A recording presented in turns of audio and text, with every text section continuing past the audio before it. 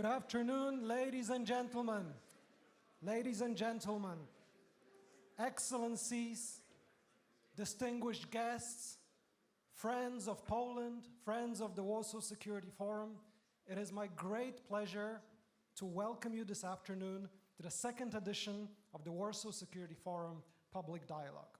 My name is Marcin Burzański. I'm the director of the Center for Diplomacy here in Warsaw, also based in Brussels nowadays, and a senior advisor with the Warsaw Security Forum and the Pulaski Foundation.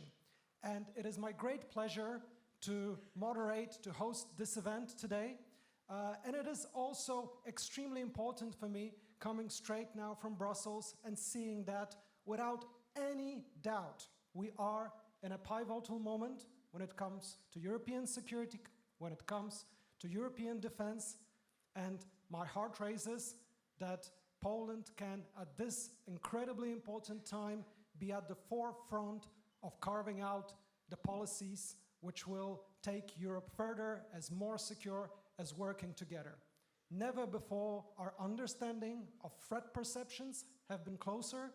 Never before the challenge that we stand before us to be working together better hasn't been more important. Ladies and gentlemen, for this discussion today, we have extremely honorable and important participants and guests. I'd like to start by welcoming the Prime Minister, the Deputy Prime Minister and Minister of Foreign Affairs of Moldova, Mr. Mihail Popsoy. Welcome, sir.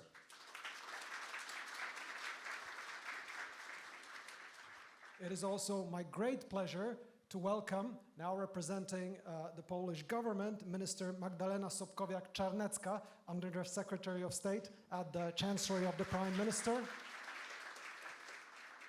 Several distinguished guests are on their way to join us from important conversations, but I will leave the floor now to an extremely also distinguished, not guest, but host, Chair of the Warsaw Security Forum, Katarzyna Pisarska. Kasia, the floor is yours, please.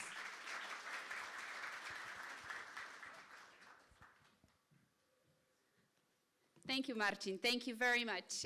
Ladies and gentlemen, Prime Minister Popsoy, Minister Sobkowiak, ministers, esteemed guests, colleagues, and friends. It's a great honor for me as the chair of the Warsaw Security Forum to welcome you to the second edition of our public dialogue, which is organized by the Casimir Pulaski Foundation, convening this time on the sideline of the informal meeting of EU Ministers of Foreign Affairs, which will arrive and are arriving today as we speak to Warsaw. Today's event is organized under the patronage of the Ministry of Foreign Affairs and Poland's presidency of the EU Council, but a presidency that unfolds not in times of peace, but in the shadow of a war in our continent. Russia's full-scale invasion, as you all know very well, is now entering its third year. And in my opinion, this invasion is truly a defining test of our generation. Why is it a test? Because it threatens our values, it threatens our unity, and of course it threatens our security. And it compels us to confront very hard truths about Europe itself, about Europe's role in an increasingly unstable and contested global order. Yet even in the shadow of the war, we are presented, I think, and I truly believe, with a rare and historic opportunity. This opportunity is to build a more sovereign, a more resilient, and a more united Europe. And that is, ladies and gentlemen, why we are all here today. We believe that the conversation we're going to have here, not only with presidents, prime ministers, ministers, but also experts, these conversations will focus on truly hard questions, challenges that lie ahead of Europe and our future in Europe. What are these questions? For example, number one, can Europe alone provide Ukraine with the support needed to withhold the Russian aggression? And can we offer credible security guarantees to our eastern neighbor that will guarantee a just and lasting peace, especially if our friends in the United States will not be able to assist Ukraine in the long term? Question number 2, are we united to recognize and later take very concrete steps to strengthen our defense and resilience against an increasingly aggressive and revisionist Russia? Number 3, how can the transatlantic alliance, despite, and let's be very honest, decreased levels of trust between us, be renewed in a way that confronts truly the global power dynamics shifts?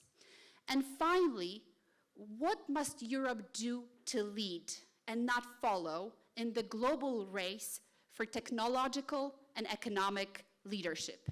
How can we position Europe and the European Union as a rule maker and not a rule taker in strategic industries? So today's dialogue is, I think, more than just a conference. It is an act of shared responsibility. For this very reason, I've also asked all the moderators to make sure that we have plenty of time for questions and discussions, and also to listen to your voices and your thoughts as we proceed. I would also like to say a few words about the place we are today, because I think there's no better place to have this dialogue than in Warsaw. Poland stands today not only as a frontline state in Europe's defense, but also as a frontline advocate for European unity, resilience, and responsibility. Warsaw is where history reminds us about the cost of appeasement and where the courage to resist still defines our national memory. It is here in Warsaw where the spirit of solidarity was born and where the future of a stronger, more sovereign Europe is written today. So I'm very happy that our debates today and our dialogue today can happen here in Poland. Let this city, let this country remind us that security is not a given. It is our choice, and that choice, more than ever, belongs to all of us here in this room. Before we begin, I would just like to express deep gratitude to those who made the event possible.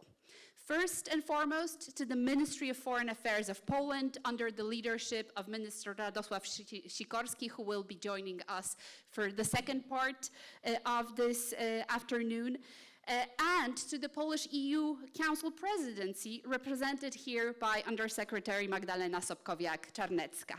Thank you for this joint effort. But I also thank our institutional partners. The Center for European Policy Analysis from Washington, D.C. We have here flying from the U.S. Alina Polyakova and Geisha Gonzalez, the center who, just like us, the Pulaski Foundation, is having its 20th anniversary. We're happy to have American voices in the room, so thank you, SIPA, for being with us and co-creating the program. I would also like to thank Google, our institutional partner here with Marta Poślad and Marcin Krasuski. Thank you for believing in us, thank you for believing in this event, and thank you for believing in the importance of a European debate, but with the transatlantic angle. And last but not least, I would like to thank the PZU Foundation, another of our great partners, represented here by Maja Mazurkiewicz, a great expert on disinformation. Maja, thank you for being with us. I thank all the partners. We have friends coming from France, from the UK, from the United States, from Moldova, from Finland, and many, many more countries that will contribute to this debate. And of course, I thank our media partners, especially Politico and TVP World, for covering today's event. Above all, I thank you all. Thank you for the presence, your commitment, and belief in Europe's capacity to lead in an age of profound transformation. So let our dialogue today begin.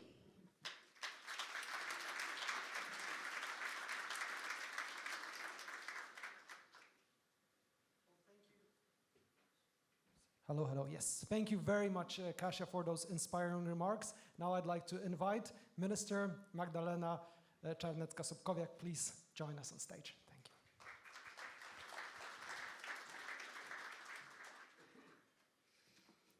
Mr. President, ministers, ladies and gentlemen, as always, I have my speech prepared, but then listening to other speakers, I have thousands of thoughts in my head.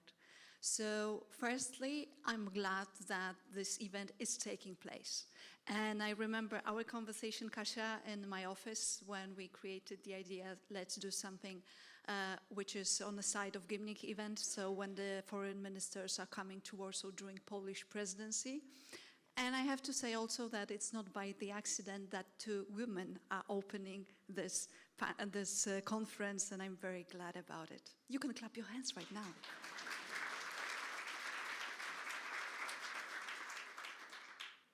Being in European affairs for about 15 years, I cannot remember presidency which pick up the motto and the main ideas which were, after all, so in the heads of all Europeans. And we pick up the motto Security Europe, and after those almost 5 months of the presidency, I have to say that this is the motto now for the whole Europe.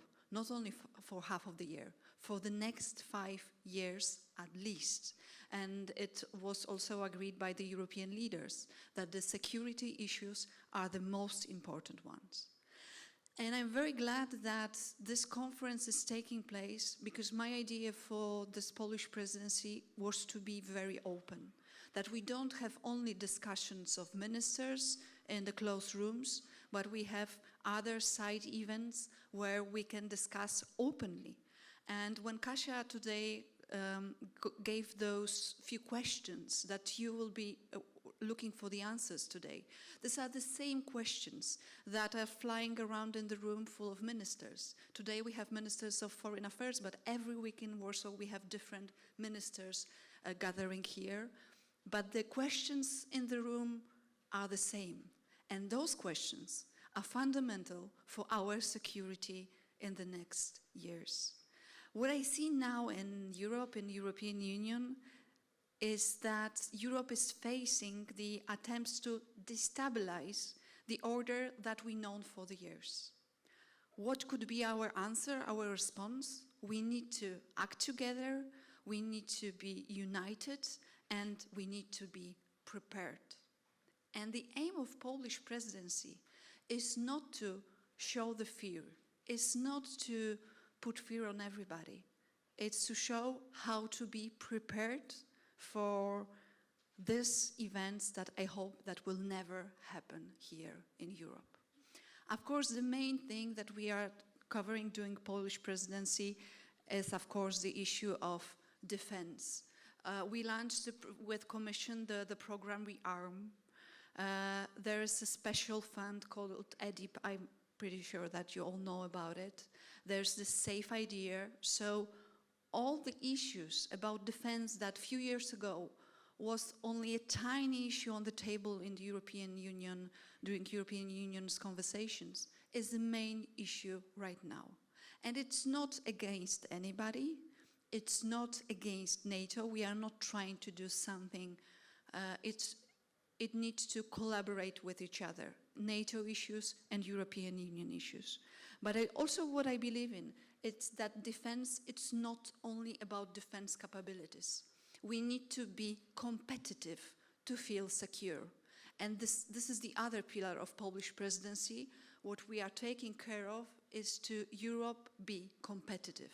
And finally, after all these years, talking about competitiveness, about cutting the red tapes, finally the European leaders admit at the very high level that this is the main task for Europe right now, to cut the burdens. That's why I'm very happy that we launch with the Commission the issues of the few omnibuses, that we will cut the red tapes in the different areas. As a presidency, we want to also cooperate with other, not the EU member states. We make our defense ties close with UK, Canada, Norway, and also advancing the security of Moldova and Ukraine. We are in Poland, so I'm pretty sure I don't have to explain you our role in this conflict, in this war on Ukraine. And here in Poland, it should be spoken openly that the aggressor is one, and the aggressor is Russia, and Ukraine is the victim here. And nobody will tell us that it's other way around. And that was also the mission of Polish Presidency, to keep the aid for Ukraine, to keep helping our friends on Ukraine. And that's the news from yesterday. What we are also trying to do with successes is to end buying any fuels from Russia. We, as a country, Poland was one of the first ones to cut all the ties, but there are still some member states which are doing it. And if I'm telling about Poland as an example, I have to, of course, underline that on the defense spending, we are #1 in Europe. We are spending almost 5% of GDP for defense capabilities. And it's, of course, opening the question, if we have money, do we have places to produce things that we need? And I'm pretty sure that that will be one of the subjects that you will be discussing today. But we cannot forget, if we are talking about defense and security, we cannot forget about democratic values. And this is something that we know perfectly in Poland. We have our history of solidarity. And during our presidency also we work on the democratic shield to make sure that during all the elections in the European Union, everybody has their own voice and decide on their own, not after being pushed by disinformation. I'm pretty sure that you will have amazing afternoon today. I'm waiting for the results of the discussions, because all the discussions need to be summed up with conclusions. So I'm waiting, Kasia, for conclusions of this meeting, and thank you again that you want to put your free time to discuss about future of Europe and security of Europe. Let's make Europe a very secure place. Thank you very much.